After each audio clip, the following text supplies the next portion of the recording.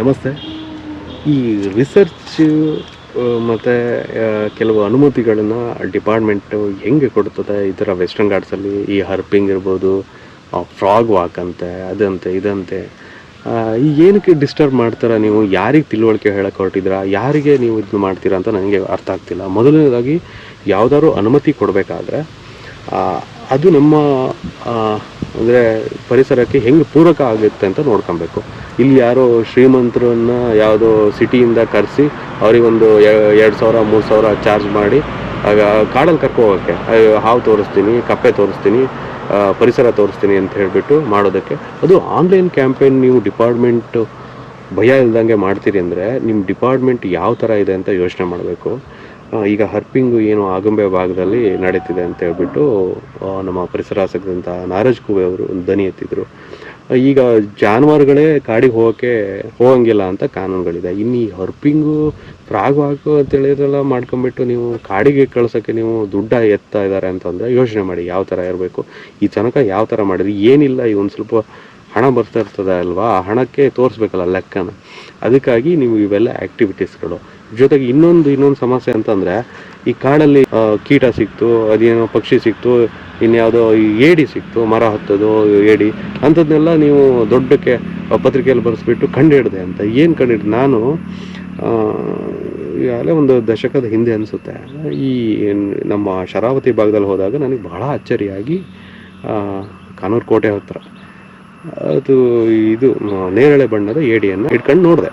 ಹಿಡ್ಕೊಂಡು ನೋಡಿದಾಗ ನನಗೆ ಅದು ಅದರ ಹೊಳಪು, ಅದರದ್ದು ಇದು ನೋಡಿ, ಹಾಲು ಏಡಿಗಳು ಅಂತೀವಿ ನಾವು, ಆ ಥರದ್ದು ತುಂಬ ಪಾಪ, ಅದು ಮೈಲ್ಡ್ ಇರೋವಂಥದ್ದು. ಅದಾಗಿ ಸ್ವಲ್ಪ ದಿನಕ್ಕೆ ನಾನು ಆ ಫೋಟೋ ತೆಗೆದು ಬಂದಿದ್ದೆ. ಅದನ್ನ ಸುಮ್ಮನೆ ಸರ್ಚ್ ಮಾಡಿ ನೋಡ್ತಾ ಇದ್ದೆ, ಅದರದ್ದೆಲ್ಲ ಕೀವರ್ಡ್ಸ್ ಹಾಕಿ ಯಾರ್ಯಾರು ಏನಾದರೂ ಹಿಂದೇನಾದ್ರು ಸಾಧನೆಗಿದ್ದ ಏನಾದ್ರು ಇದಾವ ಅಂತ.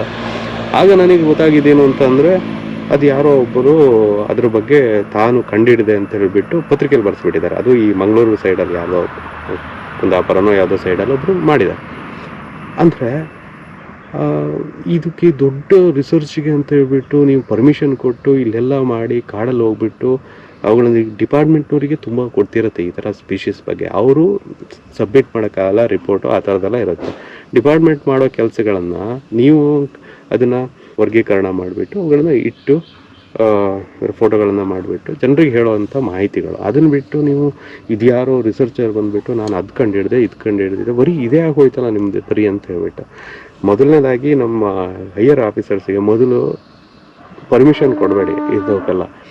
ಹೋಗ್ಬಿಟ್ಟು ನಾನು ರಿಸರ್ಚ್ ಮಾಡ್ತೀನಿ. ಈ ರಿಸರ್ಚ್ ಅನ್ನೋದು ಏನಕ್ಕೆ ಇರಬೇಕು ಅಂದರೆ ಕನ್ಸರ್ವ್ ಮಾಡೋಂಗೆ ಇರಬೇಕು. ಅಂದರೆ ಏನು, ಅವುಗಳಿಗೆ ಹಾಳಾಗ್ದಿದ್ದಂಗೆ, ಫಾರೆಸ್ಟ್ ಹಾಳಾಗ್ದಿದ್ದಂಗೆ ನೋಡ್ಕೋಬೇಕು ನಾವು. ಅದನ್ನು ಬಿಟ್ಬಿಡ್ತಾರೆ. ಫಾರೆಸ್ಟ್ ಹಾಳು ಮಾಡೋವಂಥದ್ದು ಡೆವಲಪ್ಮೆಂಟ್ ಕೆಲಸಗಳಿಗೆ ವಿರುದ್ಧವಾಗಿ ಮಾತಾಡೋಕ್ಕೆ ಹೋಗಲ್ಲ. ಯಾಕಂದರೆ ರಾಜಕಾರಣಿಗಳು ಇನ್ವಾಲ್ವ್ ಇರ್ತಾರಲ್ಲ, ನಿಮ್ಮ ಬುಡ ಇವರು ರಿಸರ್ಚರ್ಸು ಇವ್ರದ್ದು ಎಲ್ಲರದ್ದು ಬುಡ ಅಲ್ಲಾಡಿಸ್ಬಿಡ್ತಾರೆ ಅವರು ಮಾತಾಡೋಕ್ಕೆ ಹೋಗ್ಬಿಟ್ರೆ.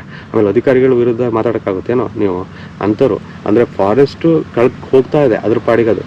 ಅದು ಹೈವೇ ಇರ್ಬೋದು. ಈಗ ಆಗುಂಬೆ ಭಾಗದಲ್ಲಿ ಸುರಂಗ, ಎಷ್ಟು ಜನ ಸುರಂಗದ ವಿರುದ್ಧ ಮಾತಾಡಿದ್ರೆ, ಅಲ್ಲಿ ಯಾರೋ ಒಬ್ಬರು ರಿಸರ್ಚರು ಸುರಂಗ ಬೇಕು ಅನ್ನೋದನ್ನು ಎಷ್ಟು ನವಿರಾಗಿ ಯಾವುದೋ ಒಂದು ವರ್ಷನಲ್ಲಿ ಹೇಳಕ್ಕೆ ಹೋದ್ರು. ನಮ್ಮಂಥವ್ರು ನಾವು ತಲೆಕೆಟ್ಟ ಜರ್ನಲಿಸ್ಟ್ಗಳು, ನಮಗೆ ಇಂಥವುಗಳನ್ನೆಲ್ಲ ಭಾಳ ನೋಡಿದ್ದೀವಿ, ಈ ಥರ ನೆರೇಷನ್ಗಳನ್ನೆಲ್ಲ ನೋಡಿ, ಆಯಿತಾ.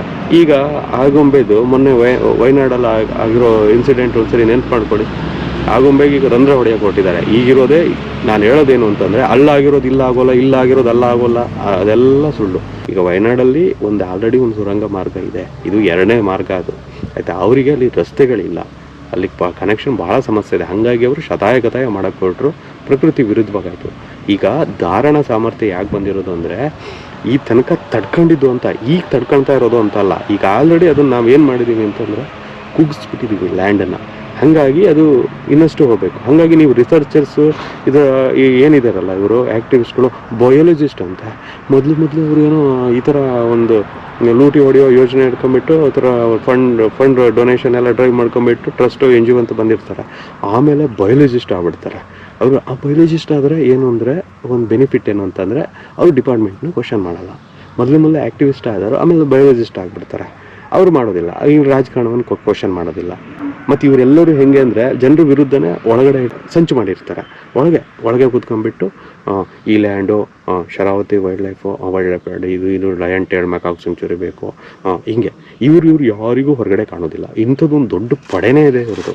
ಇವ್ರು ಕೂತ್ಕೊಂಡ್ಬಿಟ್ಟು ನನಗೆ ಇನ್ನೂ ಗೊತ್ತಾಗ್ತಿಲ್ಲ. ನಾನು 8 ವರ್ಷ ಆದರೂ ಬೆಂಗಳೂರು ಹೋಗಿಲ್ಲ, ಅರಣ್ಯ ಭವನದ ಮುಖ ನೋಡಿಲ್ಲ. ಎಲ್ಲ ಸುಮಾರು ಅಧಿಕಾರಿಗಳು ನನಗೆ ಪರಿಚಯ ಇದ್ದಾರೆ. ಇವ್ರು ಯಾರೋ ಆ್ಯಕ್ಟಿವಿಸ್ಟ್ಗಳು ಕೆಲವರು, ಮತ್ತು ಇವರು ವಾರಕ್ಕೊಂದ್ಸರಿ ಹೋಗ್ತಾರಂತೆ. ಅದು ಯಾಕೆ ಹೋಗ್ತಾರೆ ಏನು ಅಂತಲೇ ಗೊತ್ತಾಗೋದಿಲ್ಲ. ಹೊಸ ಯೋಜನೆಗಳನ್ನ ಅಲ್ಲಿ ಹೈಯರ್ ಆಫೀಸರ್ಸ್ ಹೇಳೋದು, ಹಿಂಗೆ ಮಾಡ್ಬೋದು, ಹಂಗೆ ಮಾಡ್ಬೋದು, ಈ ಜಗತ್ತು ಮರ ಉಲ್ಟಾ ನೋಡ್ಬೋದು, ಈ ಥರ. ನೀವು ಈ ಗುಡ್ಡನ ಏನು ಸಮಸ್ಯೆ ಇಲ್ಲ ಸರ್, ಈ KJ ಜಾರ್ಜ್ ಹೇಳ್ತಾರಲ್ಲ, ಒಳಗಡೆ ನಾವು ಸುರಂಗ ಹೊಡ್ಕೊಂಡ್ಬಿಟ್ಟು ನಾವು ಪೈಪ್ ತೂರ್ಸ್ಕೊಬಿಡ್ತೀವಿ, ಮೇಲ್ಗಡೆ ಕಾಡು ಬೆಳೆದ್ಬಿಡ್ತದಂತೆ. ಇವ್ರದ್ದು ಏನು ತಲೆ ಇದೆ ಅಂದರೆ, ಮೊನ್ನೆ ಎತ್ತಿನಹೊಳೆ ಪ್ರಾಜೆಕ್ಟಲ್ಲಿ ನೀರು ಕಾರಂಜಿ, ಇದನ್ನು ಜಾರ್ಜ್ ಹೆಂಗೆ ಹೇಳ್ತಾರೆ ಗೊತ್ತಿಲ್ಲ. ಅಂದರೆ ಅದೇನು ಮುಚ್ಚಿರಲಿಲ್ಲ, ಬಟ್ ಡ್ಯಾಮೇಜ್ ಇರ್ತದೆ ಅಥವಾ ಇನ್ನೇನೋ ಆಗುತ್ತೆ, ಅವುಗಳನ್ನು ಮೇಂಟೈನ್ ಮಾಡಬೇಕಾಗತ್ತೆ. ಮೇಲ್ಗಡೆ ಕಾಡು ಬೆಳೆದ್ಬಿಡುತ್ತಂತೆ, ಈ ಕೆಳಗಡೆ ಸುರಂಗದಲ್ಲಿ ಹೋಗ್ತಾರಂತೆ ಪೈಪ್. ಇದನ್ನು ಕೆಲವರು ಮತಿಗೇಡಿಗಳು ಆಗುಂಬೆಗೆ ಹೇಳ್ತಾ ಇದ್ರು. ಭಾಳ ಫಾರೆಸ್ಟ್ಗೆ ತುಂಬ ಒಳ್ಳೇದಂತೆ. ಅದೇ ಇನ್ಕ್ಲೂಡಿಂಗ್ ರಿಸರ್ಚರು ಸೇರಿಬಿಟ್ಟು ಮೇಲ್ಗಡೆ ಆರಾಮಾಗಿ ಪ್ರಾಣಿಗಳು ಓಡಾಡ್ತವೆ, ಕೆಳಗಡೆ ಸುರಂಗದಲ್ಲಿ ವಾಹನಗಳು ಓಡಾಡ್ತವೆ. ಈ ಪ್ರಾಜೆಕ್ಟು ಎನ್ವಿರಾನ್ಮೆಂಟ್ ಫ್ರೆಂಡ್ಲಿ ಅಂತ.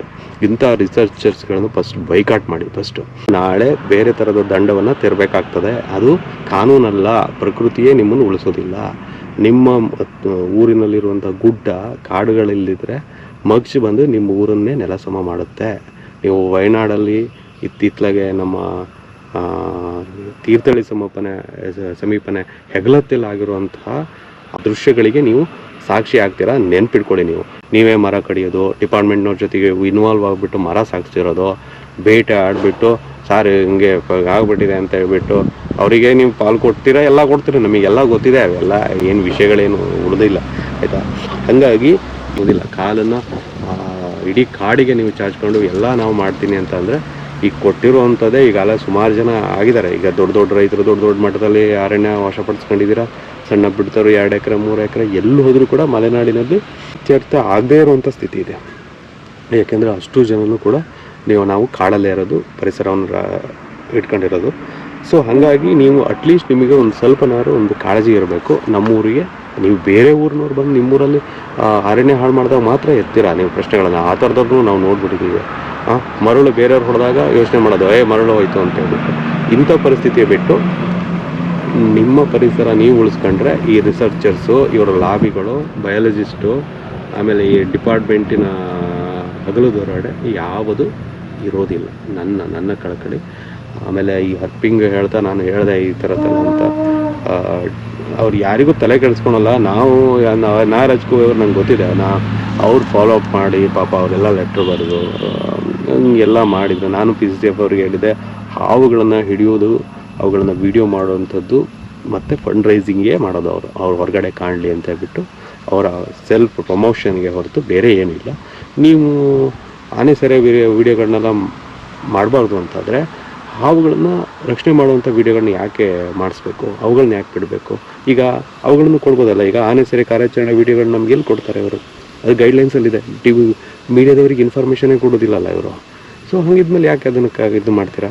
1926 ಇದೆ ಅಂತೆ. ಅವ್ರಿಗೆ ಕರೆಕ್ಟಾಗಿ ಒಂದು RF ಅವ್ರ ನಂಬರ್ ಕೊಡಿ ಯಾವ್ದಾದ್ರು ಅಂತಂದರೆ, ಹೋಗಿರೋ RF ಅಲ್ಲಿಂದ ಟ್ರಾನ್ಸ್ಫರ್ ಆಗಿರೋ RF ನಂಬರ್ ಕೊಡ್ತಾರೆ. ಅವರು ಕೇಸಿನ ಸ್ಟೇಟಸ್ ಗೊತ್ತಾಗಬೇಕಲ್ಲ. ಕೇಸು ಮಾಡಿದ ಮೇಲೆ ಆ ಸ್ಟೇಟಸ್ಸು ಡಿಸ್ಪ್ಲೇ ಆಗೋಂಗೆ ಆ ಥರದ್ದೆಲ್ಲ ಇರಬೇಕು. ಈ ಥರ ಒಟ್ಟಿನಲ್ಲಿ ನಾನು ಹೇಳಿದ್ದಲ್ಲ, ಮಲೆನಾಡು ಕಬ್ಜಾ ಆಗದ ರೀತಿಯಲ್ಲಿ ಜನ ನೀವು ಮಾಡಬೇಕು.